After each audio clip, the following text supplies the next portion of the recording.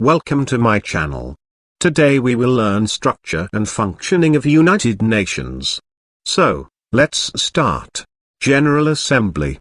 All the member countries are members of the General Assembly. The position and status of all the countries, whether they are rich or poor, big or small, is the same. Every year the General Assembly meets in its session from September to December. During the session, the General Assembly discusses important issues like environment, disarmament, etc. The decisions in the General Assembly are taken by majority. These decisions are in the form of resolution. Thus, the General Assembly only passes resolutions, it does not make laws.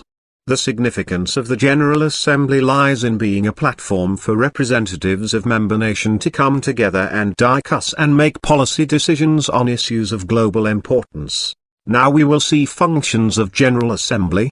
So first function is to elect the non-permanent members of Security Council. Second function is to choose the United Nations Secretary General and the judges of the International Court of Justice, ICJ, in consultation with the Security Council. Third function is to pass the annual budget of the United Nations. So, this were the three functions of General Assembly. Security Council. There are 15 members in the Security Council. Of them, 5 are permanent members, while 10 are non-permanent members. The non-permanent members are chosen every 2 years by the General Assembly. America, Russia, England, France and China are permanent members of the Security Council. They have the veto power. For any decision to be taken, the assent of all 5 permanent members and 4 non-permanent members is necessary. If even one of the 5 permanent members uses his veto, that is, gives a negative vote, the decision cannot be taken. Function of the Security Council. The main responsibility of the Security Council is to maintain international peace and security. The Security Council may suggest one among the following alternatives in situations of international conflict: end, resolve conflict and make efforts to establish peace, impose economic sanctions or take a decision of military action against the aggressor nation. Second function of Security Council. To prepare policies for arms control. Third function of Security Council. To play a joint role along with the General Assembly in the appointments of the judges of the International Court of Justice and of the United Nations Secretary General. These are the 3 functions of the Security Council. Economic and Social Council.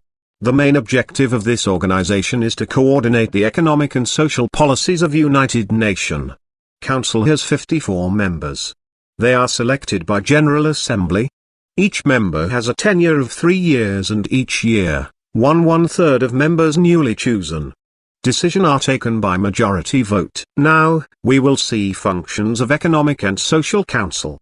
First function is initiate discussions at the global level on issues like poverty, unemployment, economic and social inequality and suggest policies to tackle these problems. Second function is discuss issues like women's questions, empowerment of women, human rights, fundamental freedoms, global trade, health-related issues, etc. and make decisions. Third function is make efforts to establish cultural and educational cooperation at the international level. Fourth function is coordinate the functioning of the different organizations working in association with the United Nations. These were functions of Economic and Social Council. Secretariat Council. The Secretariat has the responsibility of carrying out administrative tasks of the United Nations. The chief of the Secretariat is the Secretary General. He is selected by the General Assembly and the Security Council. His tenure is of 5 years. Now we will see functions of Secretariat. So, first function is to call international conferences on global problems like climate change, human rights, disarmament, etc. Second function is to organize the meeting of the General Assembly and Security Council. Third function is to compile or assemble information. Fourth function is to supply information to the media. International Court of Justice. International Court of Justice means the judicial branch of the United Nations. The International Court of Justice is located at The Hague in the Netherlands. There are 15 judges in the International Court of Justice. They are chosen by the General Assembly and the Security Council. Every judge has tenure of 9 years. Now let's see functions of International Court of Justice.